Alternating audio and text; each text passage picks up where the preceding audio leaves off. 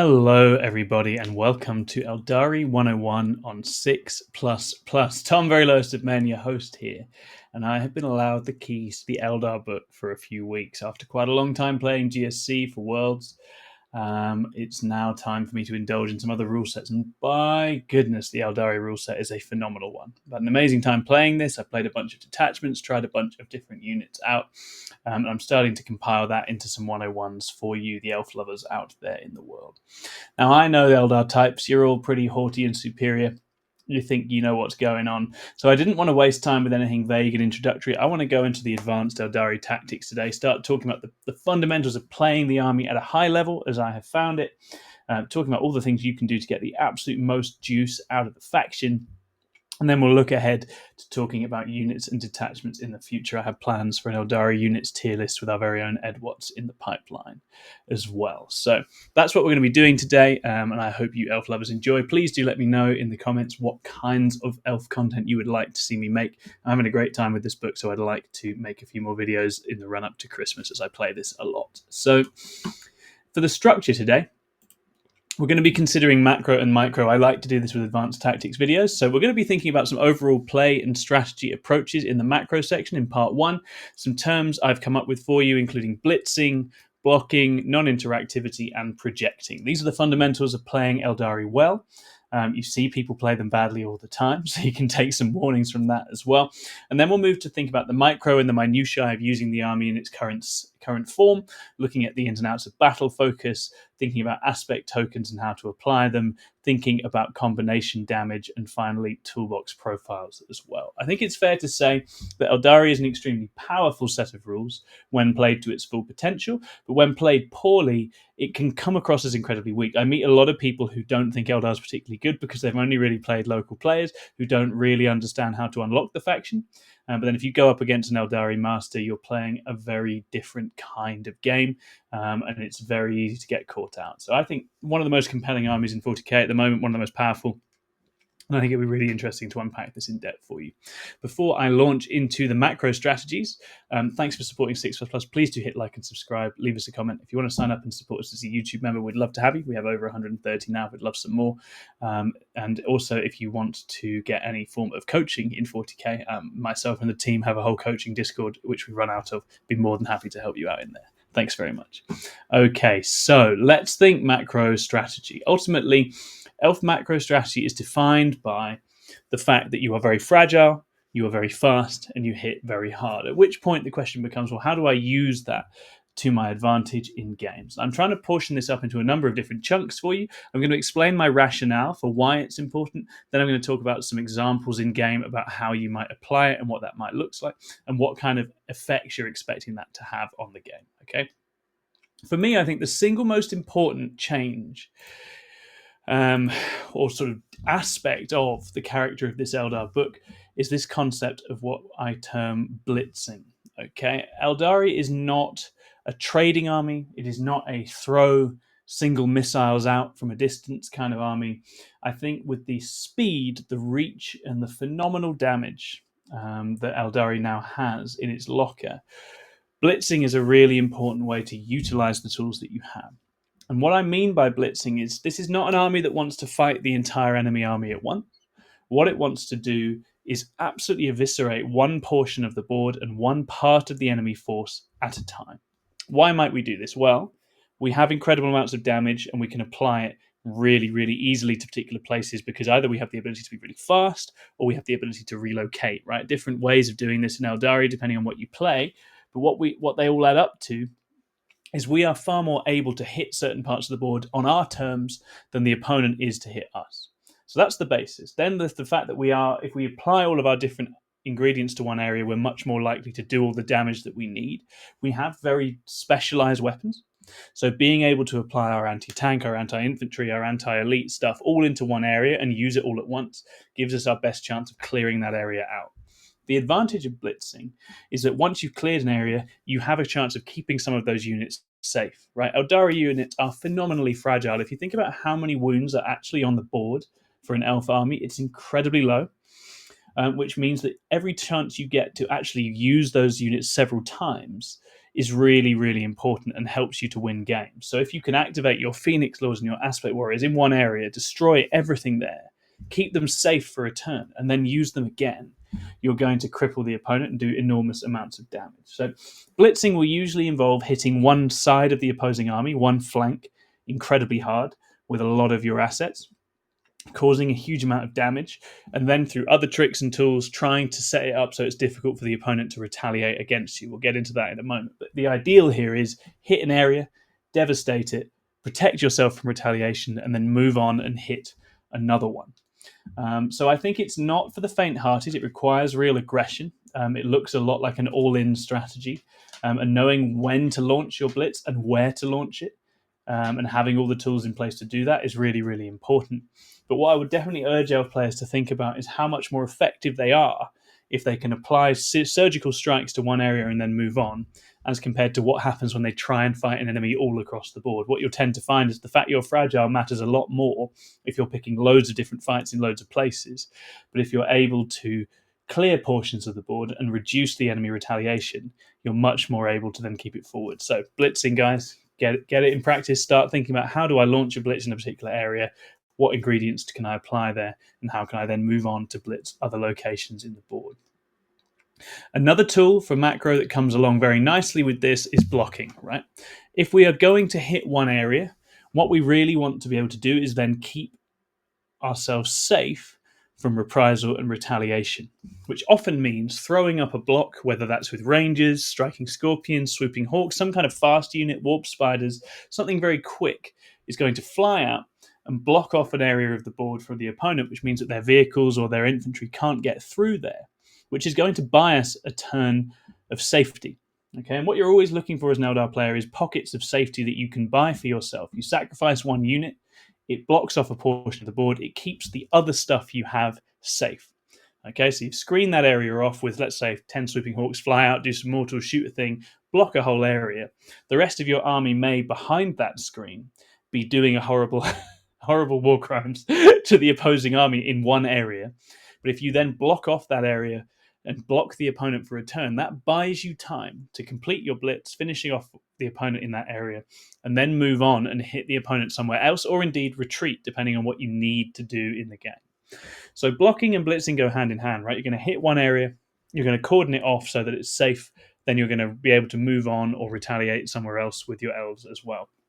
Because we have expensive units that are incredibly fragile, trading one to block off and protect the others is often extremely worthwhile, right? And it's knowing exactly the matchups the way you can do this. But if there are ways to block off portions of the board and keep the opponent from getting through, that's really, really powerful. Against vehicles and knights, it can be literally blocking areas. It can be blocking on a footprint on a building so that a knight can't tow on and shoot.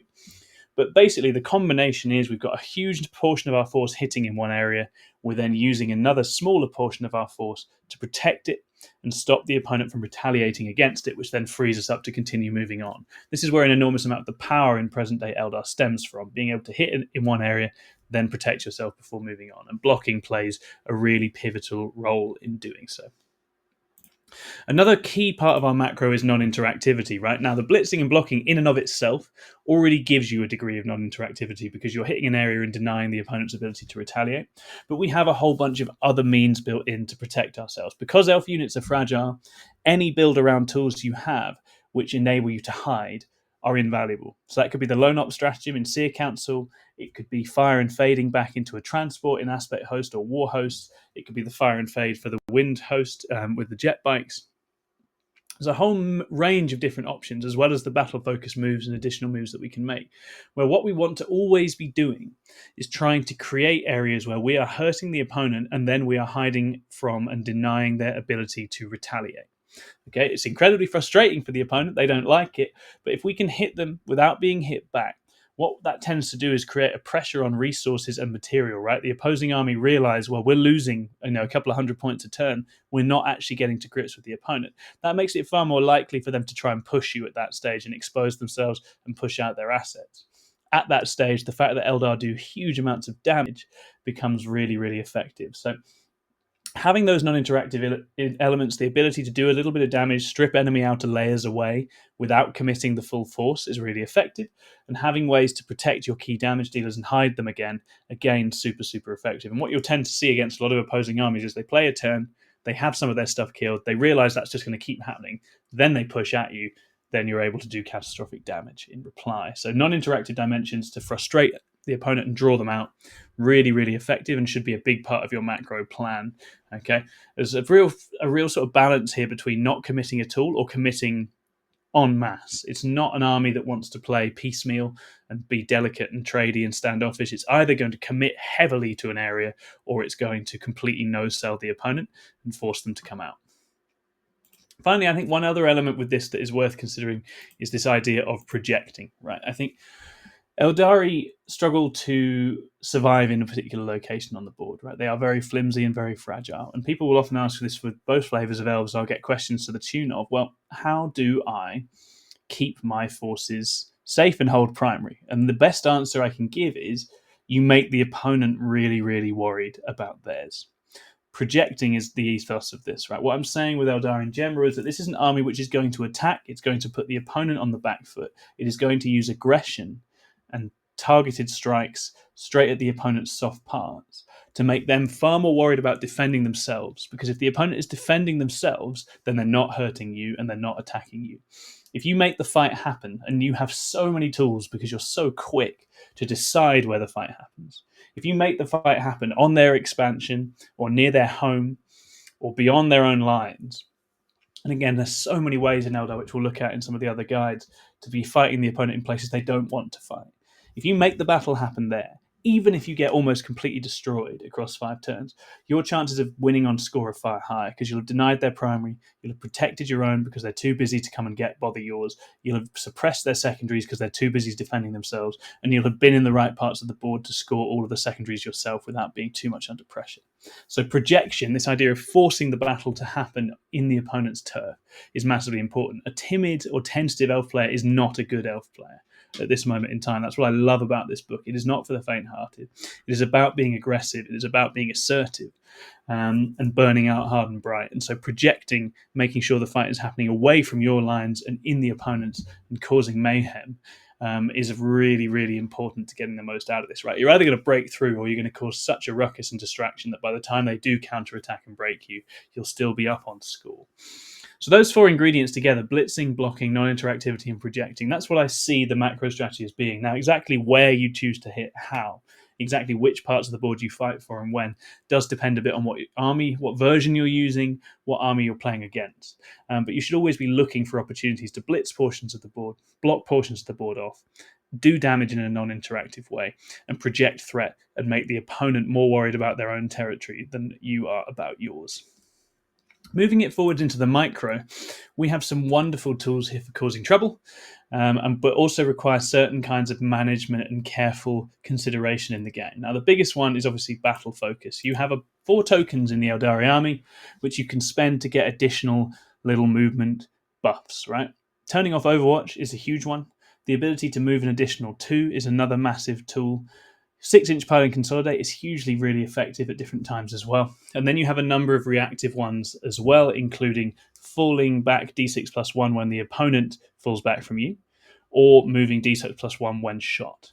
Now, the reality with all of these different moves is they are far more effective if you plan for them at every stage.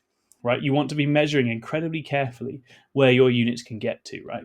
Does getting an extra 2 inches of movement get me right onto this objective next turn? Does it allow me to see around a corner of a ruin? Does turning off Overwatch here yield the biggest possible reward because it means I can get a huge anti-tank unit into a key position and kill them? That one's fairly straightforward, to be honest. The turning off Overwatch is always just about making sure you protect the most important and valuable play you're making that turn. But then the rest of the moves very much come down to pre-measuring and thinking.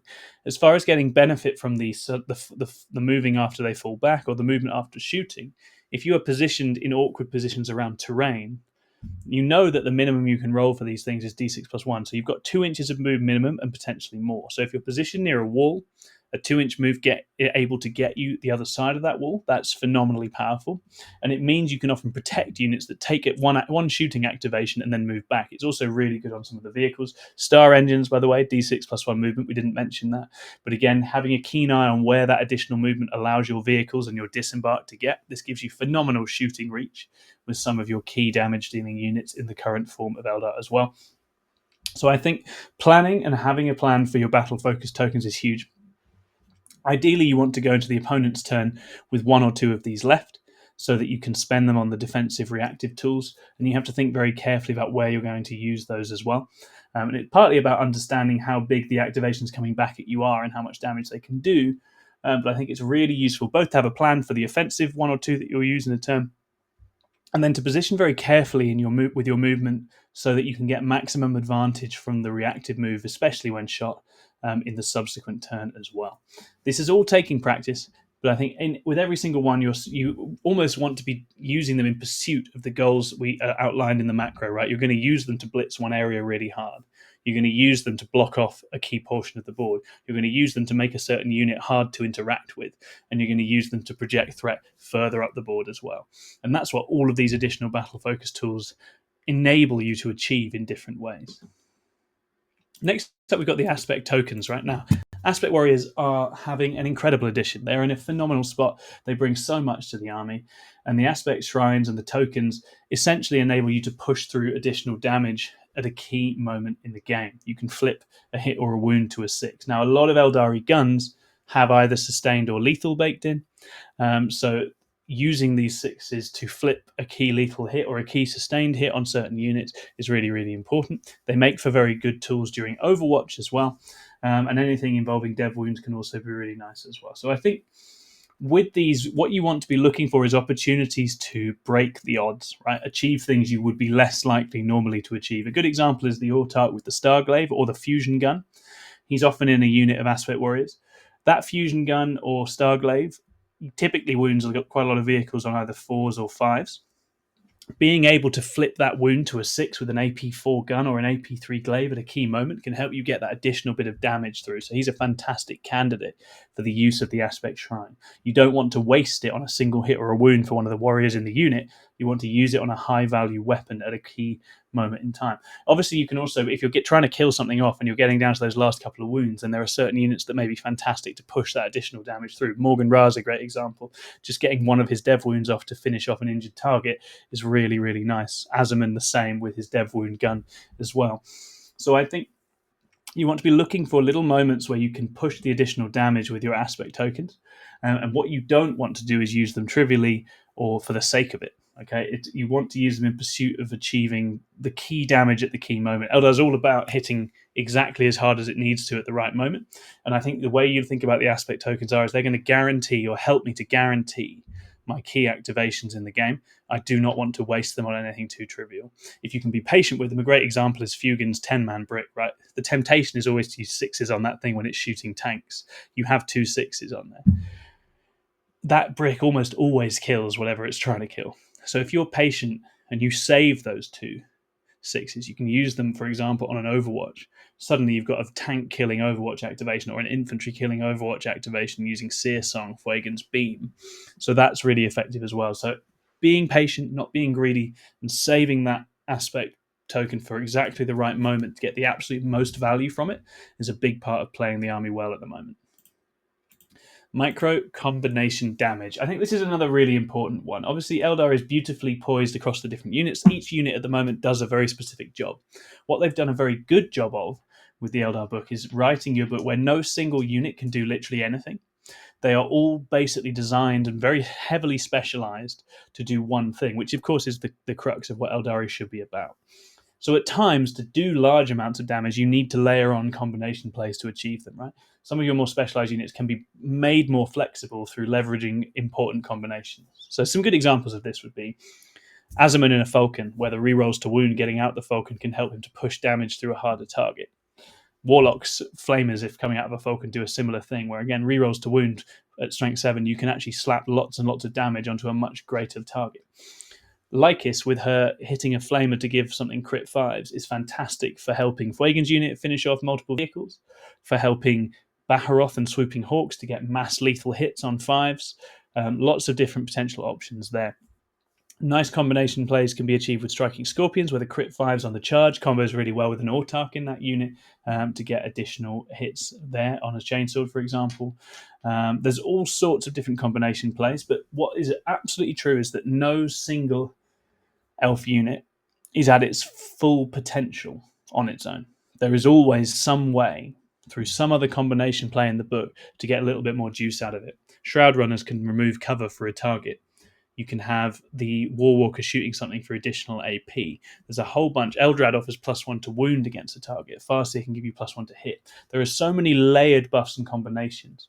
And in certain matchups and situations and designing lists for certain jobs, you desperately want and need those combinations to achieve your goals.